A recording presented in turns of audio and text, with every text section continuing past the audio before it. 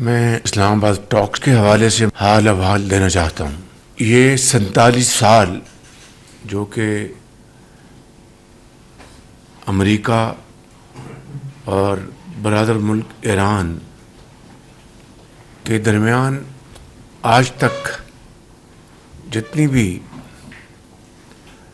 ملاقاتیں ہوئیں اعلیٰ ترین سطح پر، تو وہ ہمیشہ وہ انڈائریکٹ ٹاکس تھی، اور الحمدللہ یہ پہلا موقع ہے کہ اعلیٰ ترین سطح پر دونوں وفود ہماری درخواست پر پاکستان تشریف لائے۔ صدر ڈاکٹر مسعود پزشکیان کا بہت شکر گزار ہوں، اور اسی طریقے سے امریکہ کے صدر ڈونلڈ ٹرمپ کا بہت شکر گزار ہوں کہ انہوں نے ہماری دعوت کو قبول کیا، اور یہاں تشریف لانے سے پہلے 2 ہفتے کی سیز فائر کا دونوں طرف سے اتفاق کیا گیا، اور پھر یہاں پر پاکستان 11 تاریخ کو تشریف لائے دونوں وفود، اور پاکستان کو اس طرح اللہ تعالیٰ نے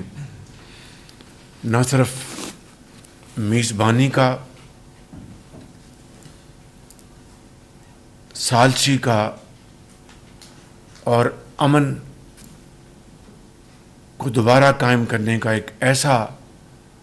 موقع دیا جس کی تاریخ میں مثال نہیں ملتی، اور یہ عزت پاکستان کی اللہ تعالیٰ کے فضل و کرم سے 24 کروڑ عوام کی عزت ہے۔ یہ میری نہیں، آپ کی نہیں، یہ پاکستان بھر کے عوام کی عزت ہے، جو کہ شاید تاریخ میں کسی کو ملتی ہے۔ اس سے آگے بڑھتے ہیں کہ اسلام آباد ٹاکس میں گفتگو شروع ہوئی، اور اس طرح جو جنگ کے بادل منڈلا رہے تھے وہ خدا خدا کر کے پاکستان کو یہ موقع ملا کہ اس کو مستقل امن میں بدل دے۔ یہ بات ذہن میں رہنی چاہیے کہ دنیا کی تاریخ اگر آپ اٹھا لیں، اوسلو ایکارڈ، آپ جنیوا ایکارڈ لے لیں، گڈ فرائیڈے ایکارڈ لے لیں، اور اس طرح سوڈان کے اندر جو ایک خانہ جنگی جاری تھی، اور دوسرے علاقوں میں کئی ماہ سے لے کر کئی سال لگے جنگ رکوانے میں اور امن قائم کرنے میں، اور یہاں پر اسلام آباد میں یہ دونوں وفود تشریف لائے، اور 21 گھنٹے متواتر ان کی یہ گفتگو چلتی رہی، انڈائریکٹلی نہیں۔ یہ پہلا موقع ہے کہ دونوں وفود آمنے سامنے بیٹھے، میں اس کا گواہ ہوں، اور میں سمجھتا ہوں کہ اس کے لیے پاکستان کی قیادت نے دن رات محنت کی۔ آج سیز فائر ابھی بھی قائم ہے، اور جس وقت میں آپ سے بات کر رہا ہوں جو کوئی معاملات کچھ تھوڑے بہت کہیں اٹکے ہوئے ہیں، ان کو حل کرانے کے لیے پوری کوشش جاری ہے۔ اس لیے میں سمجھتا ہوں کہ اسلام آباد پیس ٹاکس بذات خود ایک تاریخی واقعہ ہے۔ پاکستان کو ثالثی کا موقع ملا، میزبانی کا موقع ملا، اس انداز میں اور ان حالات میں کہ جب پوری دنیا کی معیشت ہچکورے کھا رہی ہے. آج جاپان کے وزیر اعظم کا فون آیا اور انہوں نے کہا کہ وزیر اعظم آپ کو میں مبارکباد دینا چاہتی ہوں کہ پاکستان نے ایک بڑا اہم کردار ادا کیا اور کر رہا ہے. اسی طریقے سے یورپ کے کئی سربراہان نے مجھے چند دن پہلے فون کیے اور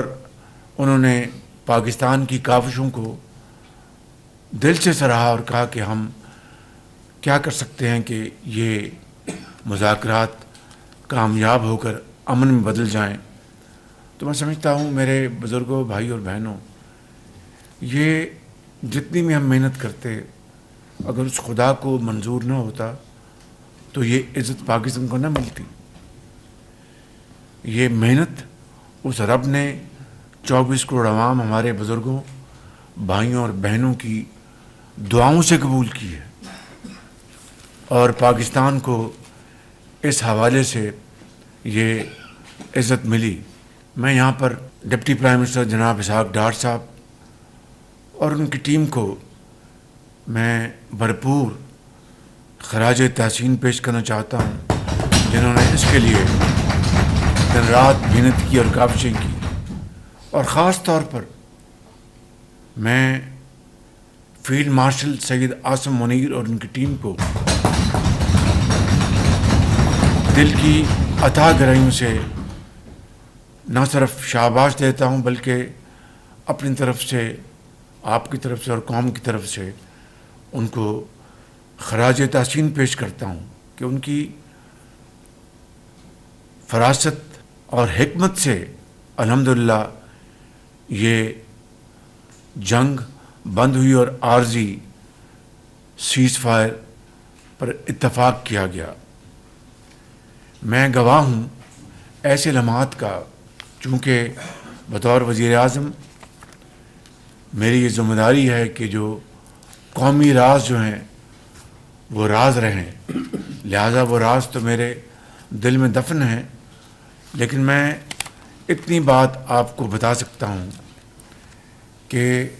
اس حوالے سے جہاں پر میں نے ڈپٹی پرائم منسٹر صاحب کا اور ان کی ٹیم کا ذکر کیا، وہاں پر فیلڈ مارشل اور ان کی ٹیم نے وہ راتوں کو جاگے، پوری رات جاگے ہو اور بعض لمحات ایسے آئے، بات ٹوٹتے ٹوٹتے وہ جڑتی رہی. اس مالک کا ایسا خاص کرم ہوا اور ایک لمحہ نہیں ہے، کئی ایسے لمحات ہیں، کئی. اس حوالے سے میں آپ کو یہ بھی کہنا چاہتا ہوں کہ انسان کوشش کرتا ہے، محنت کرتا ہے، رب کے آگے جھکتا ہے. اس کوشش کو اور محنت کو قبولیت صرف اللہ تعالیٰ کی ذات دیتی ہے، انسان نہیں دے سکتا. اور میں یہاں پر یہ بھی کہوں گا، آپ کو علم ہے کہ ایران اور امریکہ کے جو وفود جن کی سربراہی ان کے vice president J D once کر رہے تھے اور ایرانی وفد کی سربراہی ان کے اسپیکر محمد باقر غالباف اور جناب فارن منسٹر عباس عراقچی کر رہے تھے. ان دونوں وفود کے بیانات کو آپ دیکھ لیں، علیحدہ انہوں نے بیانات دیے ہیں. دونوں نے مشترک باتیں کی علیحدہ کہ ہم پاکستان کی میزبانی کے بے حد شکر گزار ہیں اور انہوں نے پاکستان کی قیادت کی، پاکستان کی سیاسی اور عسکری قیادت کی بھرپور تعریف کی اور انہوں نے کہا کہ ہم پاکستان کا ہم بے حد شکر گزار ہیں اور ان کی بہت مہربانی کہ انہوں نے اس معاملے میں بھائیوں جیسا کردار ادا کیا اور کر رہے ہیں. تو میں سمجھتا ہوں کہ دونوں وفود واپس گئے اور پاکستان کی میزبانی، پاکستان کا خلوص دل کے ساتھ ثالثی کا انہوں نے ذکر کیا. تو کہنے کا مقصد یہ ہے کہ الحمدللہ یہ مثبت اور تاریخی کردار یہ اللہ تعالیٰ نے آپ کے نام لکھا، پاکستانی قوم کے نام لکھا، پاکستان کی قیادت کے نام لکھا اور میں سمجھتا ہوں کہ جہاں پر ہمارے اس وقت سر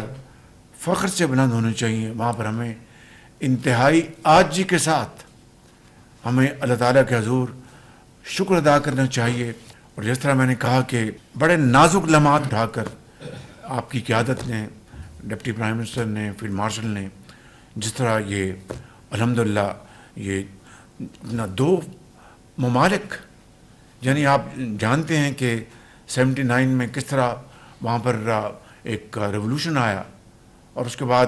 یہ لمبی تاریخ میں نہیں جانا چاہتا. ان 2 ممالک کو اللہ تعالیٰ کے فضل و کرم سے ہم نے، پاکستان نے ان کو بٹھایا. تو دیکھیے 47 سال سے جو